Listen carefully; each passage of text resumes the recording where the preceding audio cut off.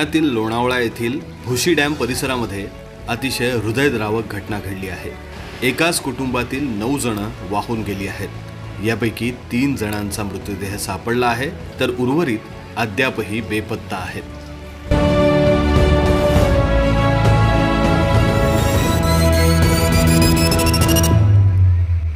पुण्यातील हडपसर परिसरातील सय्यदनगर येथील हे अन्सारी कुटुंबीय आहे।